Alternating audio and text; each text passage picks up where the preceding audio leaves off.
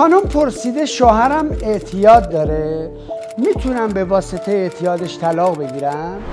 متاسفانه یکی از بیشترین علتهای درخواست طلاق از سمت بانوان کشورمون اعتیاد شوهرها هست که یکی از شروط 12 گانه سند ازدواجتون هم در همین بحث گنجونده شده و گفته اعتیاد میتونه از ادله طلاق باشه. ولی چه اعتیادی؟ اعتیادی که به اساس خانواده و زندگی زناشویی لطمه وارد کنه. در ماده 1130 قانون مدنی هم بحث اسطوحرج رو داریم که یکی از مصادیقش میتونه همین اعتیاد باشه، در جایی که ادامه اعتیاد آقا ادامه زندگی زنش رو و بچهش رو با مشقت مواجه میکنه و زندگی بر اونها مشکل میشه. پس در این موارد میتونه دادگاه به دلیل اعتیاد مرد رو اجبار به طلاق زنش بکنه